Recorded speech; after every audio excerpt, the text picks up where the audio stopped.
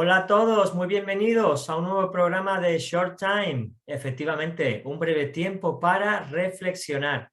Es una aventura maravillosa compartir contigo cada semana este rato para que te pare en tus caminos y puedas reflexionar, algo que brilla por su ausencia hoy día. Todo es impulso, impulso, impulso, actuar, actuar y necesitamos pararnos y que nuestras neuronas trabajen y reflexionar y asimilar todos los cambios que se están produciendo, que no son pocos.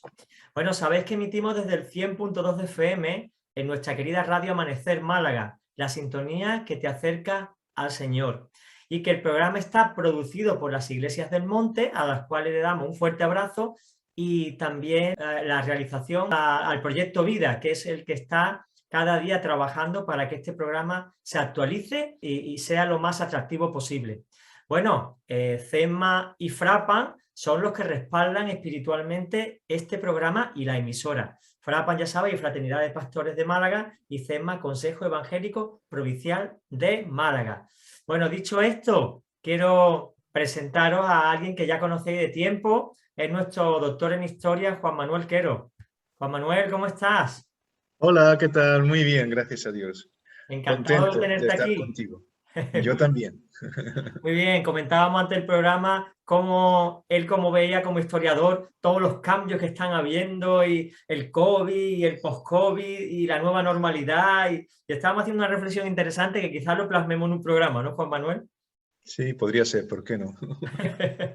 Bueno, pues hemos hecho un repaso, llevamos ya el 10º programa, si no recuerdo mal, de la historia de la Iglesia. Hemos visto los avivamientos en la época de Cristo, hemos visto Pentecostés, hemos visto qué pasaron con los padres apostólicos, haciendo memoria, hemos visto la alta, media y baja edad media. Vamos, me estoy haciendo ya un historiador, Juan Manuel, contigo, ¿eh?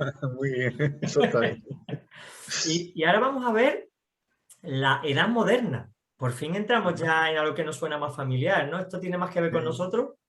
Ya vamos a ponernos modernos.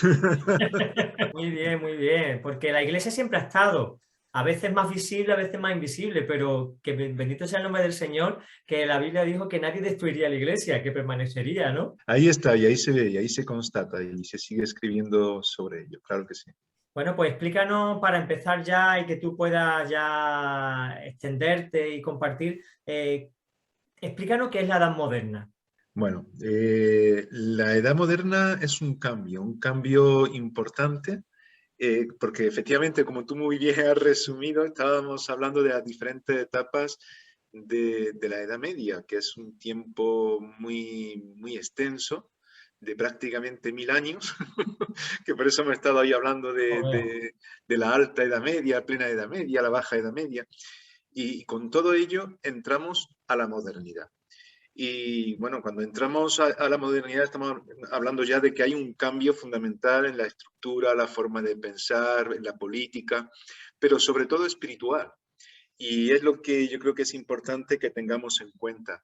Pues claro, lo que es la Edad Media, comentábamos que desde el 476 a 1492, que son 1000 años. Por eso hemos tenido varios programas y hemos sido así.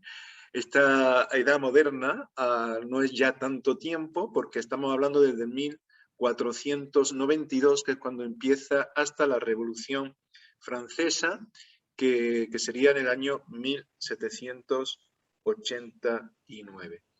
Y bueno, quizás podemos verlo mejor en esta parte que también recoge las distintas etapas. Y ahí resalto en amarillo la edad moderna. En este caso, la fecha se pone el autor, que lo he mantenido, de este cuadro, en vez de dar el año 1492, da el año 1648.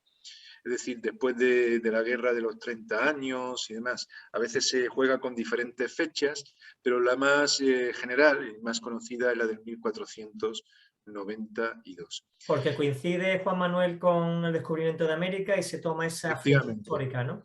No solamente coincide con el descubrimiento de América, sino que también va a coincidir con otras muchas cosas. Una de ellas que es fundamental, aunque parece que es una invención pues yo qué sé, que se hace una máquina y ya está, pero es que ese año también es el invento de la imprenta de Gutenberg. Ajá. Y esto va a dar oportunidad, como vamos a ver, a que se dé un conocimiento mucho más amplio y más universal y que la sociedad cambie en ese sentido.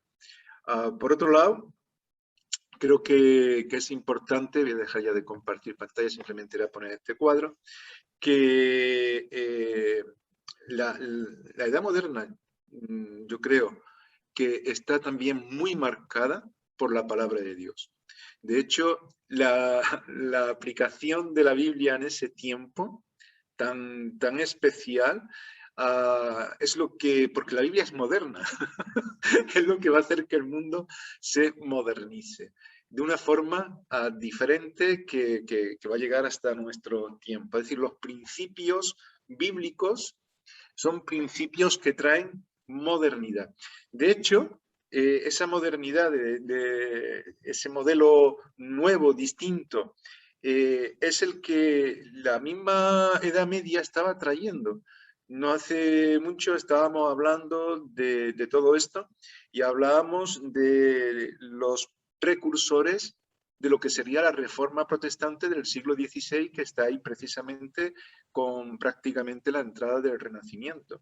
Y esos pre-reformadores o precursores de la reforma, como Hus, Wycliffe, Savonarola, están ahí, están en el tiempo justo del Renacimiento del siglo XV, que luego en el XVI es cuando vamos a entrar ya en lo que tiene que ver con la reforma protestante.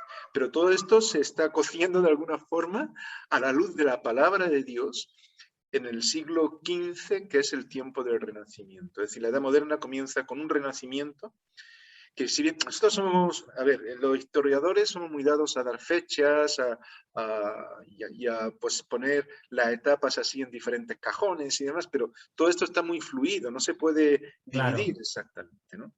Entonces, pues cuando hablamos de modernidad, estamos hablando de todo esto, es un momento en el cual ocurren una serie pues, de descubrimientos, el descubrimiento de América, que se da también en el año 1492, pero hay un redescubrimiento también de la forma de razonar y todo eso, y que mira al pasado, y por eso se habla de renacimiento, porque tiene que ver con el renacimiento de los clásicos del tiempo del Imperio Romano, de la filosofía de aquel tiempo, de los filósofos, etcétera, etcétera, ¿no? Y eso es lo que, mirando al pasado, mirando al Renacimiento, viendo la importancia de que cada uno pueda buscar por sí mismo aquello que es bueno para su vida y no aceptar las cosas como eran impuestas en la Edad Media, sino que había que pues, en libertad poder razonarlas y entenderlas y aceptarlas, es que se da ese renacimiento. Una pregunta, Juan Manuel, porque hablamos de renacimiento, de un planteamiento humanista, ¿no? Donde se rescatan los filósofos antiguos y se reflexiona. Pero la Iglesia Católica tenía mucho poder entonces. ¿Cómo se permite o cómo se conjuga esa fuerza que tenía la Iglesia Católica? Porque ya sabemos que los reyes católicos y después Carlos I, Felipe II, la Iglesia Católica era la sombra. ¿Cómo se produjo esa libertad en el Renacimiento de libertad de pensamiento en un medio tan hostil y opresivo? Bueno, pero precisamente por esto hay una revolución. Es decir, por un lado, se habla incluso cuando hablamos de la reforma protestante, se habla de la reforma magistral y por otro lado de la reforma radical. Y la reforma magistral tiene que ver con toda la enseñanza, con todas las confesiones que se plasman, con todos los escritos que se hacen, pero la reforma radical es cómo se aplica todo eso. Y se tendrá la guerra del campesinado, los campesinos entendiendo que tienen que asumir en libertad individual sus propios derechos y que tienen que buscar lo que Dios tiene para sus vidas y que no es algo que viene dado, porque el concepto medieval, que tú eres campesino porque es lo que Dios quiere, es la orden en la que tienes que estar y los señores son los señores porque es Claro. donde Dios los ha puesto. Y cada uno tiene que aceptar las cosas porque sí. Claro, cuando se empieza a mirar al pasado, empiezan a surgir una serie, y vamos a hablar un poco de esto, que yo creo que también es importante en un momento, cuando empieza a surgir la idea de que cada uno tiene que buscar según su necesidad y según lo que entiende a sus propios, digamos, destinos, y teniendo en cuenta también la posibilidad de creer en Dios, no la imposición, sino la posibilidad de que tú creas o no creas, entonces las mismas estructuras sociales cambian, porque los campesinos que estaban sometidos a los señores y que estaban explotados, dicen, no, no, esto no puede ser. Y de hecho, las enseñanzas de Lutero enfatizarán esto, hasta tal punto que a él se le intenta involucrar totalmente en esta reforma radical de los campesinos para que las cosas cambien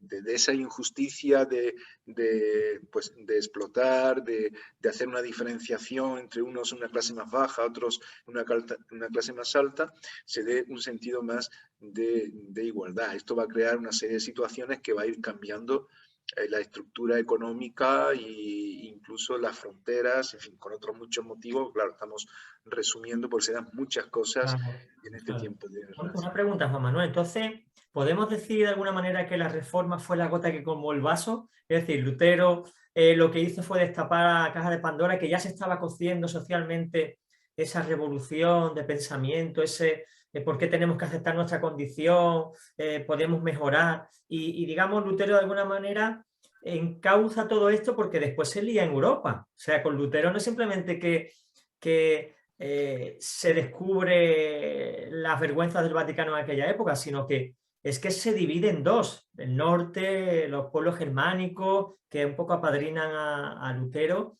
y el sur católico. O sea, fue un cisma muy grande en Europa, ¿no? O sea, fue grandísimo lo que ocurrió. Sí, sí, pero en medio de todo esto no es Lutero. Ni siquiera yo diría que Lutero fue la gota que colmó el vaso, como siguiendo el ejemplo que tú dices, sino que había muchas personas alrededor de Lutero.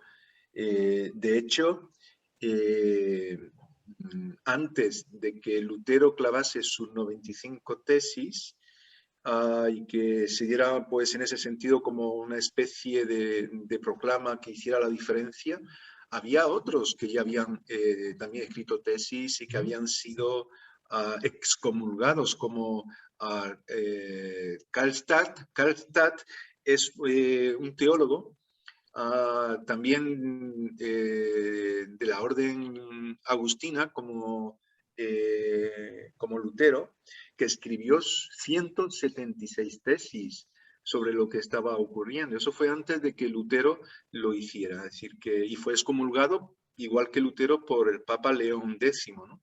Es decir, que no fue Lutero solamente, sino que ahí hubo pues una conexión de muchas personas que con todo lo que derivó de la Baja Edad Media, de todos estos precursores que ya iban enseñando, iban traduciendo fragmentos bíblicos, etcétera, etcétera, llegaron hasta este punto. Pero la verdad es que yo, cuando hablo del Renacimiento, me gusta hablar también del renacimiento de la Biblia, porque hay un redescubrimiento de la palabra de Dios y eso trae un avivamiento. Es decir, en medio de todas estas necesidades de cambios, de que la estructura empiezan a tambalearse, de guerras incluso, de situación pues bastante tensa, la palabra de Dios tiene un valor importante. Y yo creo que es el renacimiento de la Biblia. En 1492 ya se habían hecho traducciones parciales, pero cuando se descubre, cuando se inventa, perdón, la imprenta, lo primero que se imprime es la Biblia. Claro. Y la Biblia empieza a imprimirse y empiezan a, no solamente la Biblia, sino otros libros que desde la perspectiva humanista, de la filosofía del humanismo tendrán porque en el humanismo de aquel tiempo de lo que se escribe mucho es de religión. Y se sopesa mucho lo que está ocurriendo en la Iglesia Católica y la necesidad del hombre.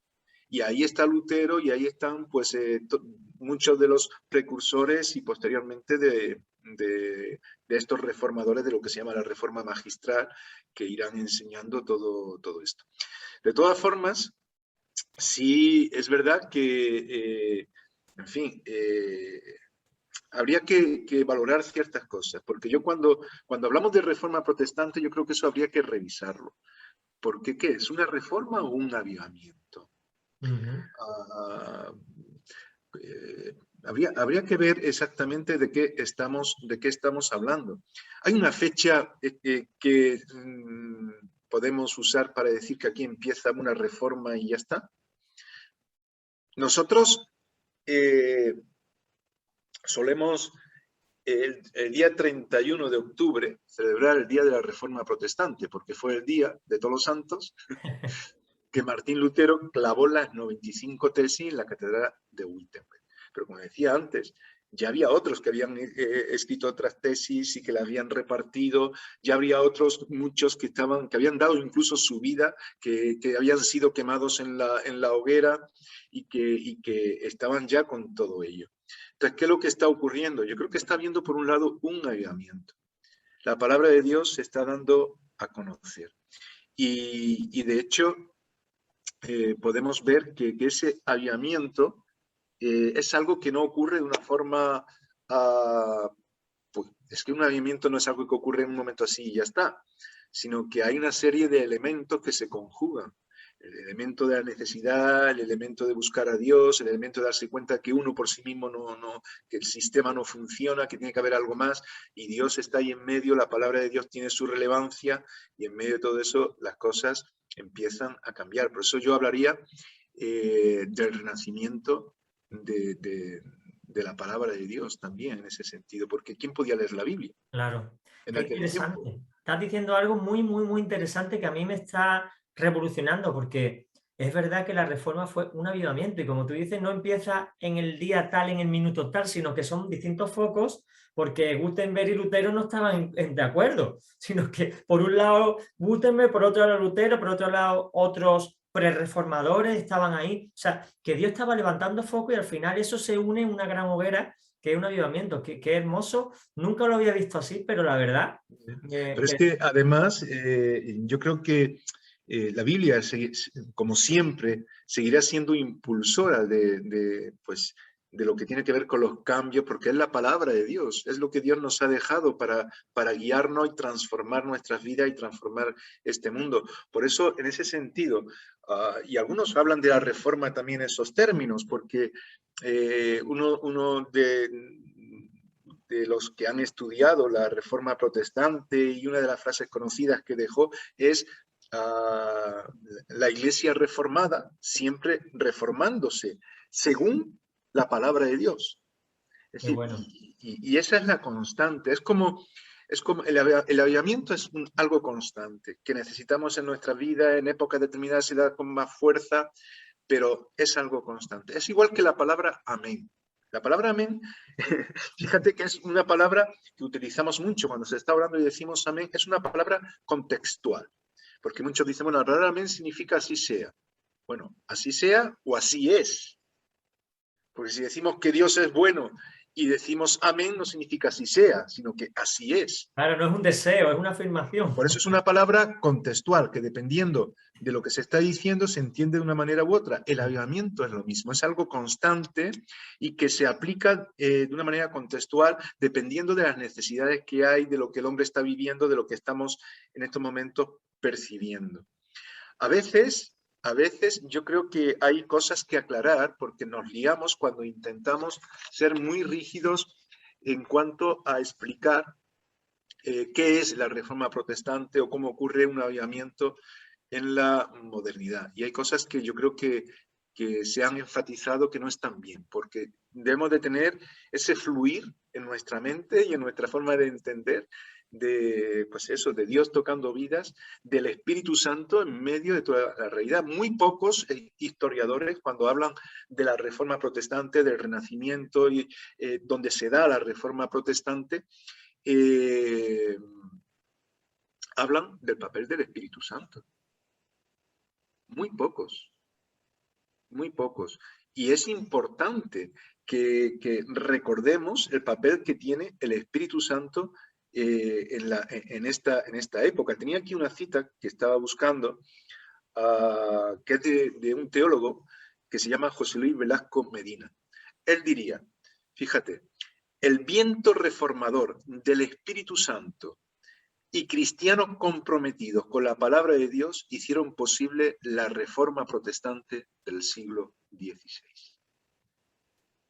Pero ahí está el Espíritu Santo obrando en las personas. Es lo que tú estabas diciendo, que Gutenberg inventara en ese momento la imprenta y que la Biblia fuese el primer libro que se imprimiese, aunque fuese en latín, aunque fuese la Vulgata, pero es que eso luego iba a conllevar un movimiento, pues eso, filosófico incluso, donde habría personas que estarían muy relacionadas con esos reformadores.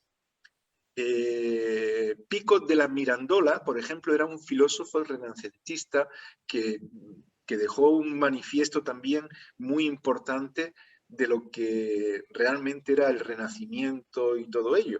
Pues él era amigo, que era un filósofo, quizás pues como la mayoría de aquel tiempo que estaban cerca de la Iglesia Católica, él era muy amigo de Savonarola. Y su sobrino era un discípulo que le seguía, vamos, a todas partes. Y sin embargo, este hombre, que era un filósofo, es el que ha dejado uno de los manifiestos más claros de lo que era el Renacimiento. ¿Y de qué hablaban? Pues hablaban de temas que tenían que ver con la libertad del hombre, pero por otro lado, de la realidad de Dios. Porque en la Edad Media se decía que todo tenía un sentido teocéntrico, pero claro, lo que hacían era aprovecharse de ese término que viene a significar que Dios tiene que ser el centro de todo y no llevarlo a la realidad. Es decir, el campesinado tiene que ser así porque Dios lo quiere, y eso es una explicación teocéntrica. Claro, estos hombres dijeron, no, Dios tiene otra forma de actuar. Y en donde nos ha puesto, pues las cosas son diferentes. Claro, ahí la Iglesia Católica reaccionó en contra. Por ejemplo, Copérnico. La Iglesia Católica entendía que la Tierra tenía que ser el centro del universo. ¿Por qué? Porque Dios la había creado. Y eso era una forma teocéntrica de explicar las cosas. Claro, llega Copérnico estudiando que incluso Pico de la Mirandola también hablaría de todos estos temas de la astronomía y de cómo iban los planetas y cómo se tenían que entender. Llega Copérnico y dice, no, es que la Tierra no es el centro. Es que la Tierra gira alrededor del Sol. Entonces el Sol está en el... ¿Cómo? Eso no puede ser. No puede ser. Nosotros tenemos que estar en el centro del universo. Claro, y lo persiguen a él, a Galileo Galilei. En fin, todo lo que tenía que ver con ese sentido de que el hombre podría reaccionar en libertad y que Dios lo había puesto ahí, llevaba a una forma de entender las cosas muy, muy diferentes. De hecho, el humanismo, yo creo que dará a la Reforma Protestante un ingrediente sin el cual sería muy difícil entender cómo ocurrió la Reforma y cómo Dios hizo ese avivamiento, porque como tú decías, está todo muy entrelazado. Claro. Entonces, ¿la Reforma realmente aprovechó la ola del Renacimiento? O sea, como hemos dicho, un avivamiento donde el Espíritu Santo va dirigiendo de forma desigual, porque Dios escribe recto en renglones torcidos y nadie es capaz de ver una panorámica perfecta de lo que Dios va a hacer, pero Dios va haciendo cosas y en esa ola de la Reforma, donde el intelecto, donde los filósofos, los que razonan, empiezan a ver las cosas de otra forma, aparece la reforma en la economía, la reforma social y también la reforma de la Iglesia, ¿no? Porque hay un remanente de personas que dicen, ya está, no puede ser. Claro. Mira, por ejemplo, alguien que aportó mucho sin ser identificado como protestante, aportó muchísimo a la Reforma Protestante y fue Erasmo de Rotterdam. Ujú. Erasmo de Rotterdam, ¿quién era? Pues era hijo de un sacerdote, fue incluso ordenado, curiosamente también, dentro de la orden regular de los agustinos, igual que Lutero, que también era agustino. Ahí tenemos siempre a Erasmo San era Ildefonso. agustino. Erasmo era agustino. Sí, sí, sí. Ah, pues no sabía. Holandés, eso sí lo sabía, que era holandés, ¿no? Efectivamente, por eso se habla de Rotterdam, porque Rotterdam era de allí, neerlandés, como le prefieren decir, porque Sí, sí. Holanda es una parte de allí, ¿no? Pero de los Países Bajos y demás. Pero era neerlandés, era de Rotterdam. Y este hombre publicó libros que eran muy importantes. Él no quiso identificarse totalmente, a pesar de ser regular, de esta orden de los agustinos. Él no se quiso identificar con la ideología de la Iglesia Católica. Y de hecho se liberó de sus, digamos, obligaciones sacerdotales para dedicarse a la investigación. Él fue un filósofo, filólogo, teólogo muy importante, pero quería andar en libertad para poder estudiar. Y lo que hizo fue tremendo. Él escribió una serie de libros sobre lo que estaba ocurriendo en ese tiempo y eran, lo que estaba escribiendo lo podía haber escrito teólogos protestantes realmente, aunque él tampoco se quiso identificar con una línea ni con otra para sentirse más libre en ese sentido. Pero, por ejemplo, Elogio de la Locura, que es un libro que escribió. Lo he leído. ¿Lo has leído? Bueno, ¿de qué habla? Pues está hablando. Es un ensayo, ¿no? De las barbaridades, ¿no? De lo que estaba ocurriendo, ¿no? Claro, de las barbaridades que estaban ocurriendo en la curia romana.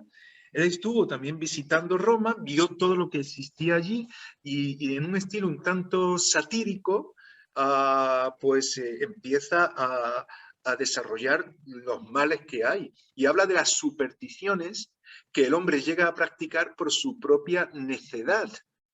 Y al final se manifiesta como un teólogo donde hace ver que la teología más importante es descubrir a Cristo en la palabra de Dios.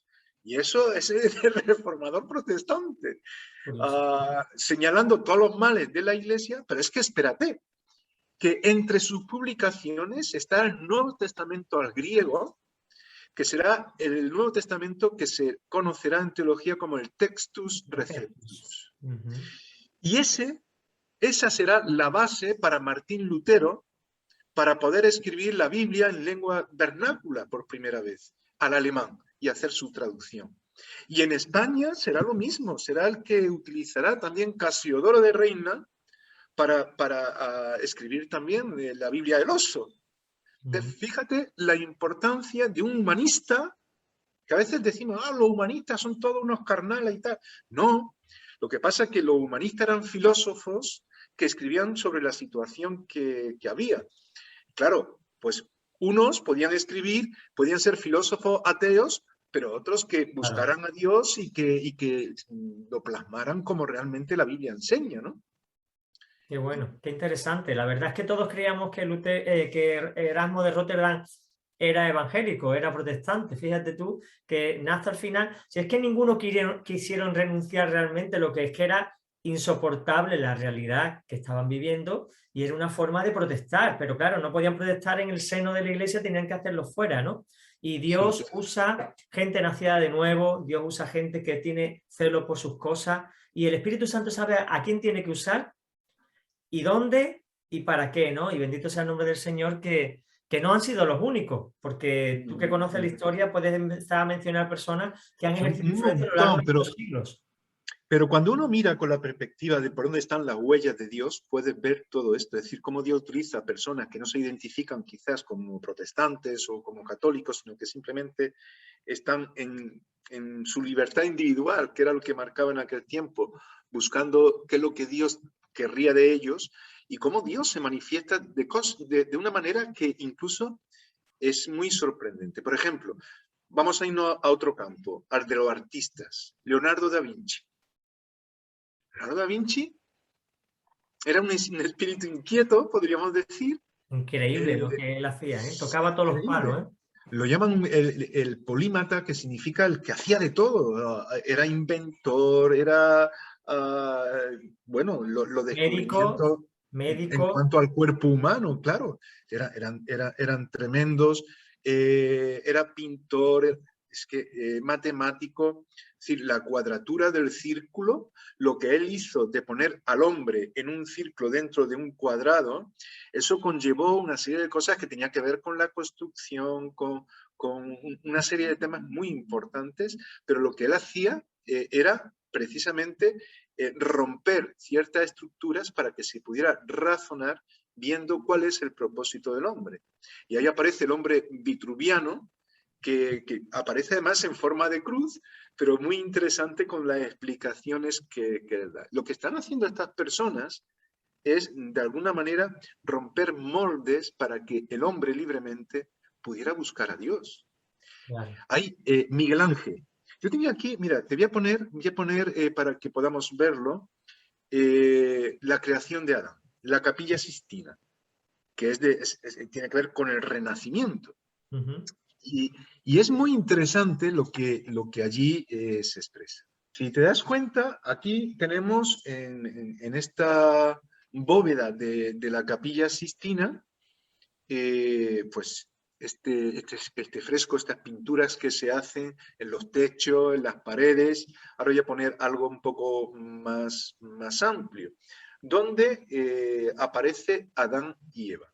Perdón, en este caso Adán nada más y Dios, que en este caso aparece más o menos en el mismo nivel que Adán. Y eso normalmente Dios siempre se ponía en lo alto y el hombre muy abajo. En este caso se pone en un nivel más o menos aproximado, como que el hombre puede relacionarse con Dios. Sin embargo, junto con todas estas cosas, por eso yo he puesto aquí abajo el Internet del tiempo del Renacimiento. ¿Por qué? Porque en aquel tiempo había de todo. Es decir, esa facultad de buscar lo que era necesario para cada uno, suponía un escaparate de cosas. Es decir, es como el Internet de hoy. Tú abres Internet y tienes ahí un montón de cosas. El Internet puede ser muy bueno o muy malo, Claro. dependiendo de dónde te enfoques. Si te das cuenta, a la derecha de Adán y Eva hay una mujer que los que estudian arte es una de las imágenes más conocidas también de esta bóveda de la Sistina, también de Miguel Ángel, que son las sibilas. Las sibilas eran profetas o profetisas, mejor dicho, que eran como adivinas muy antiguas. Esta concretamente es la sibila délfica, de Delfos. Y eran muy antiguas y tenían digo, esta figura, esta manera de entender las revelaciones de Dios y tal. Pero esto era pagano, lo de las sibilas. Era pagano. Y eran las que buscaban en ese oráculo, por ejemplo, de Delfos, esta sería la sibila délfica que decía, lo que era la voluntad de Dios. Entonces, ¿qué es lo que se hace aquí? Aquí se está recogiendo un poco todo, pero uno tiene que buscar a Dios en medio de todo, que es como ocurre hoy día. Es decir, tú no puedes obligar a las personas a creer en algo. Esto es todo lo que se manifiesta, pero tú date cuenta, razona, mira, y mira dónde está Dios. No vas a poder entenderlo todo, pero sí lo suficiente como para tener fe y creer, porque el Espíritu Santo va a obrar en ti. Y ahí está la realidad de los avivamientos. Si nos vamos a esta capilla que decía de la bóveda de la Sistina, ahí está toda la representación del Antiguo Testamento, pero también de la Biblia, el frontal, con todo el tema del nacimiento de Jesús, de los evangelios, hasta el Apocalipsis, hasta que el Señor viene, y todo eso rodeado por todas las historias del Antiguo Testamento, una representación gráfica, pero luego están las sibilas y luego están una serie de cuestiones que son paganas. Y en definitiva, lo que yo creo que se está haciendo ver también es algo que yo creo que Miguel Ángel quiso expresar de esta forma, ¿no? Y es que el hombre necesita a Dios, pero el hombre por sí mismo no puede llegar a Dios. Por eso yo he puesto este círculo aquí, que estaba señalando en esta diapositiva donde efectivamente falta un poquito nada más entre el dedo de Dios y el dedo de Adán. Y es el espacio del pecado. Es decir, el hombre no puede llegar a Dios por sí mismo. De ahí que ahí falte la figura de Cristo, lo que ahí se representa, quien nos redimió, quien nos liberó. Pero hay todo, digamos, pues una infinidad de presentaciones en este mundo que intentan llevarnos por un lado, por otro lado, pero donde la palabra de Dios, que es la que ajusta y enfoca todo, nos hace ver que es en Cristo donde está la salvación. Y eso es lo que llevará a los reformadores dentro del siglo XVI, siglo XV, siglo XVI, si hablamos ya de Martín Lutero en el 1517 con las 95 tesis, a manifestar que la salvación no viene de la Iglesia, que la salvación no es la Iglesia, que no es cumplir normas, que está habiendo mucha corrupción, que esto no puede ser y que lo importante es la palabra, vivir en la palabra de Dios. Pues de ahí que la palabra de Dios se manifestara como, digamos, el impulso reformador en todo el mundo. La palabra de nuestro Dios permanece para siempre. Es curioso, Juan Manuel, porque me estabas enseñando antes el cuadro de la mano entre el hombre y Dios, ¿no? Y se ve un detalle muy interesante, es que el hombre tiene la mano caída, sí, no tiene fuerza para levantarla, es Dios el que toma la iniciativa. Y me acordaba del versículo que dice, nadie va a Cristo si el Padre no lo lleva. O sea, si Dios no toma la iniciativa, nada de nada. La religión no puede llevarnos a Dios, nuestras obras no pueden acercarnos a Él. Tiene que ser Dios que tome la iniciativa y por eso envió a su Hijo Jesucristo, para sí. redimir a la humanidad. Entonces es muy interesante ver que es Dios el que determina con su dedo lo que va a hacer y el hombre simplemente tiene que esperar a que Dios haga algo porque no puede hacer nada por sus fuerzas. Es interesante. Efectivamente. Y ahí es donde entra pues todo lo que es la guía de la palabra de Dios que nos enseña todo esto. Porque el tiempo de pues, ese renacimiento, de pensar las cosas significa, bueno, ¿y esto cómo lo puedo entender yo? Bueno, la Biblia te va a revelar. Porque la fe viene por el oír la palabra de Dios. Y la fe es convicción de lo que tú no ves, pero hay una convicción y hay una certeza de lo que se espera. Y eso es lo que se va a ir fraguando en todo este nuevo tiempo de la modernidad. Y va a producir, va a hacer un cambio muy importante en todos los aspectos, ¿no? Y por otro lado, esto se va a dar, como decía antes, por el impulso también del Espíritu Santo. Fíjate que cuando hablamos de la Reforma Protestante hemos hablado mucho de las 5 solas. No sé si Sí. te acuerdas que Solo escritura, solo fe. solo gracia, solo Cristo y solo a Dios la gloria. Bueno, pero tú fíjate que es una contradicción. A ver, explícanos. Porque es una manera de entender muy encasillada toda la Reforma Protestante y toda su ideología, porque no nos va a dar tiempo aquí ahora de hablar de todas las ideas que se plasman, aunque está todo centrado en eso, en que la palabra de Dios tiene que guiar, solo escritura, ¿vale? Pero en principio, si hablamos de 5 solas, no están solas, porque ya son 5. Claro. Y se Están complementan, claro, se complementan, y no se pueden estar complementan. aisladas.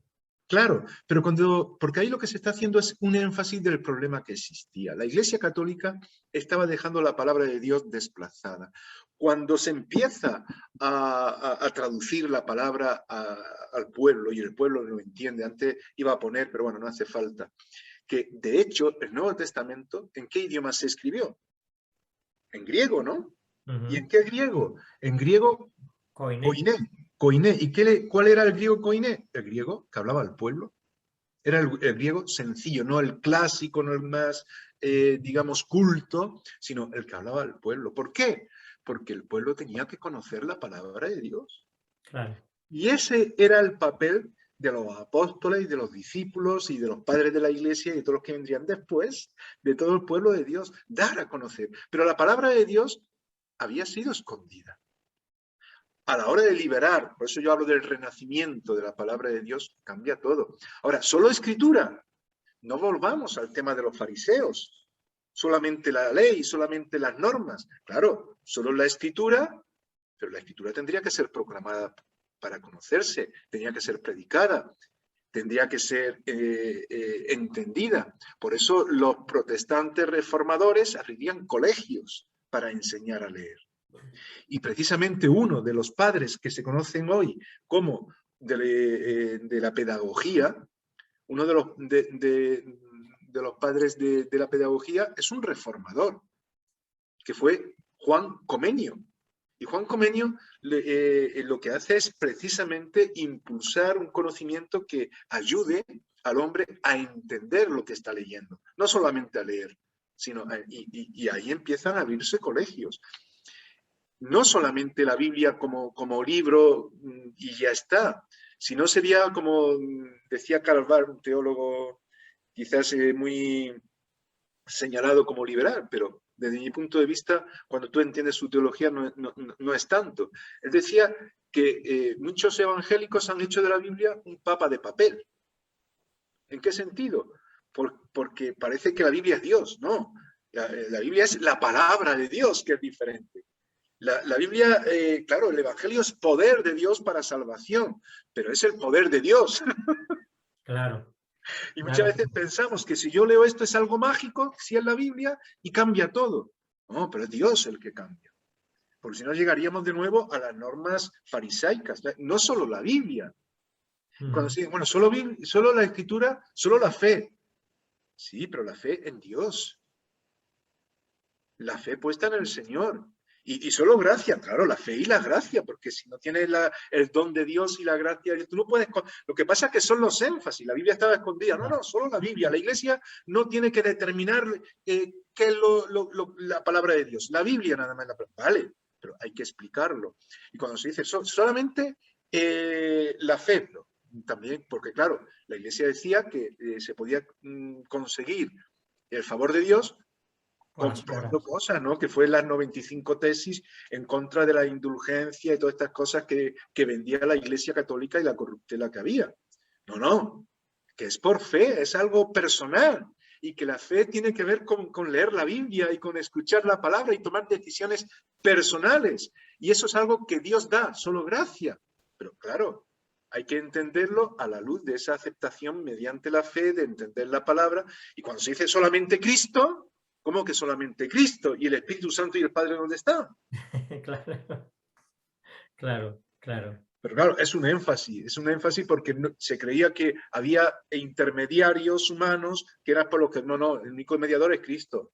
Pero el Espíritu Santo tiene que estar ahí. Y el Padre también, porque las enseñanzas bíblicas del tiempo de los reformadores eran trinitarias, ¿no? Bueno, pues eso, por eso digo que a veces nos explicamos mal y tiene que haber este fluir y este entender de lo que Dios hace cuando realmente hay un avivamiento que viene de él. Ahora, en términos históricos, digamos, una reforma, bien, pero y Lutero clavando un arte, eso es simplificar mucho. Claro, porque eso te iba a preguntar, Juan Manuel, ¿quién coordina la reforma? O sea, es que esto es más complejo de lo que parece. ¿Cómo surge todo? ¿Cómo se planifica? ¿Cómo se lleva a cabo? Claro. Hablan un poquito de lo... Pues yo creo que eso es una buena reflexión que podemos hacer. Muchos nos preguntan, bueno, ¿y vosotros tenéis algún papa que coordine todo? Claro, porque ¿cómo puede ser que en la Reforma Protestante, es verdad que en el siglo XVI, y yo insisto, con todo ese movimiento que ya venía de la Baja Edad Media, del Renacimiento y unos años anteriores del siglo XIV también, se empieza a dar un avivamiento que no es en Alemania nada más con Lutero, que se da en Suiza, que se da en Francia, que se da en Italia, que se da en España, que se da en los países nórdicos que tú citabas, en Holanda. Y todo eso, ¿quién lo coordina? Y todo eso, ¿cómo surge? Porque en España incluso todavía no habían llegado las ideas de Lutero. Pero es muy interesante que sí hayan llegado los libros de Erasmo. Y había surgido un movimiento que eran los alumbrados, se llamaba. porque buscaban digamos, luz de la palabra de Dios para su vida y empezaban a tener una relación un tanto extraordinaria y le llamaban por eso los alumbrados. Y al final te das cuenta que, bueno, que aunque todo parece que surge simultáneamente, luego incluso en 1492 se descubre América y el Evangelio llega allí también, a raíz de toda esta reforma protestante. Y vamos a ver más adelante, dentro de esta modernidad, cómo van a salir grupos que reforman la reforma. Por eso la idea de la Iglesia reformada siempre reformándose, con ayudamientos que irán dándose especialmente también en este tiempo. Yo creo que ahí hay una supracoordinación de Dios. El Espíritu Santo está coordinando todo. Es decir, Miguel Ángel está dibujando, perdón, la Sistina ahí por un encargo y tal, pero está dando un mensaje por un lado, un mensaje de Erasmo por otro lado, un mensaje antes estábamos citando, pues no sé, a Copérnico, que nos viene ahí de pasada, pero que está dando también un mensaje con sus descubrimientos astronómicos. Y tenemos a Leonardo, por destacar a los más importantes. Pero luego tenemos a un montón de personas anónimas, hombres y mujeres, que se van a estar moviendo ahí. Es lo que los historiadores llaman el nicodemismo. Nicodemismo, ¿sabes por qué? Con Nicodemo, ¿no?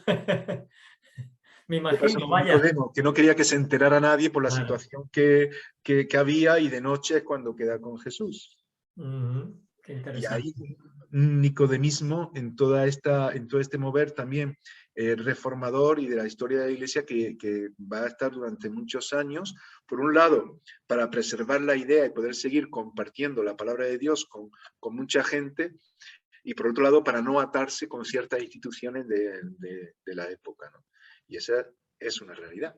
Aprovechando esa observación que has dicho, ¿no? Del nicodemismo, ¿no? Que no lo había escuchado nunca como movimiento, ¿no? Que solapa un poco en la oscuridad un mover que existe, que el Espíritu Santo está obrando, pero bueno, al final Nicodemo se dio a luz, se dio a conocer, y yo creo Claro, que todo esto claro, también, ¿no? claro. Y la pregunta, porque ya se está acabando el tiempo, Juan Manuel, Sí. fíjate tú que pronto pasa, la pregunta que nos quedaría en el tintero es: la oposición que tuvo la reforma fue grande. ¿Cómo nos puedes dar unas pinceladas de cómo fue la oposición o la contrarreforma, todo ese movimiento que se generó en torno a este fenómeno? Pues resumirlo es un poco complicado, pero decir que siempre que hay un avivamiento va a haber una oposición. Y la oposición estaba de aquellos que querían mantener el control de Claro, el la status Iglesia, quo, ¿no? El status quo de aquella... de aquella época. Ellos estaban acostumbrados a ser los líderes, de alguna forma los que estaban en sus tronos, en sus cátedras, y no querían moverse de ahí. Y efectivamente, hay una oposición que en este caso, en el tiempo de la Reforma, tendrá que ver mucho con la misma Iglesia Católica, con los papas, pero también con ciertos reyes. En aquel tiempo también nacería el emperador Carlos V, que va a asumir un protagonismo muy importante en esa oposición, buscando intereses que tiene que ver con poderes del imperio, de naciones, del papado, y que va a ir dando tumbos de un sitio para otro, llegando incluso, pensando en nuestro propio país, a los reyes católicos, porque fueron los abuelos del emperador Carlos V, de Carlos V, ¿no? El hijo de Juana la Loca. Y él percibió y vivió también todo lo que los reyes católicos, Fernando, Isabel o Isabel y Fernando, estuvieron enseñando. Isabel y Fernando se llaman católicos por el título que le dio el Papa, para defender la unidad bajo la fe católica, pero a la fuerza, ¿no? Y claro, eso cuando se habla de libertad individual, cuando se habla que cada uno puede creer, que cada uno puede buscar, y todo eso empieza a romper el esquema social, crea una posición tremenda. como hoy día también suele ocurrir cuando surge un avivamiento o una posibilidad de lanzarse a lo que Dios quiere frente a cuestiones que están estancadas, ¿no? Y podemos hablar mucho de todo esto. Claro, al final es una lucha espiritual, porque esa ha sido la batalla real en todos los tiempos que se ha concretado en el plano natural con ejércitos, países, corrientes, filosofía y todo un choque de cultura, porque el hombre no ha dejado de pelear desde Caín y Abel, ¿eh? Es que no ha parado. Y ahí seguimos. Hasta que Cristo venga, me parece a mí que esto no va a parar, ¿eh? Ahí seguimos. Pero como decía antes, la palabra de nuestro Dios permanece para siempre. Y es la que nos va a mantener, es el equilibrio y es la que pues, nos va a dar sentido en todas las cosas que tenemos que mejorar, que tenemos que avanzar, enfocar, etcétera, etcétera. Pues lo que siento es que el tiempo acabe y que hayas tenido que resumir tantísimo varios siglos. Tú como historiador que te gusta desarrollar todo, no es posible. Bueno, lo que pasa es este tiempo de la Edad Moderna, no es que sea tantos siglos, pero ocurren muchas cosas. Es decir, el medievo era más pausado, más pausado. Aquí empieza a acelerarse todo.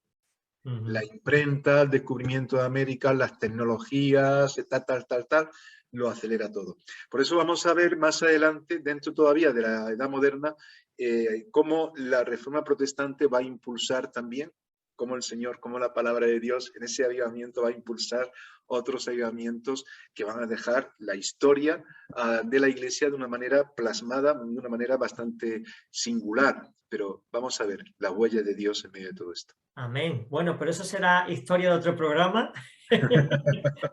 Ya terminamos. Muchas gracias, Juan Manuel, doctor en historia, pastor, compañero y amigo. Encantado de poder acompañarte estos 10 programas que llevamos. Todavía nos quedan unos cuantos, pero interesantísimo. Y te damos gracias y le damos gracias al Señor por hacernos sencillo y al alcance todos estos datos históricos que nos muestran que Jesús siempre ha tenido vigencia en la historia del hombre, que el Espíritu Santo ha estado trabajando todo el tiempo, lo sigue haciendo, y que cuando Cristo venga por nosotros se acabará la historia tal como la conocemos y volveremos a una nueva historia reformada de verdad.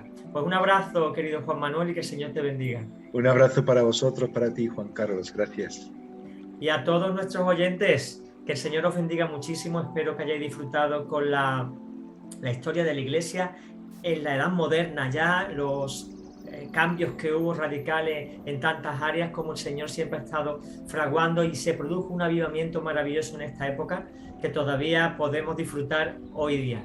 Pues nada, un fuerte abrazo, como decía, que el Señor os bendiga. Ya sabéis que podéis ver este programa en el canal de YouTube Iglesia del Monte Proyecto Vida, ahí podéis verlo cuando queráis. Y nada, nos vemos la semana que viene en un nuevo programa de Short Time, un breve tiempo para reflexionar. Un fuerte abrazo.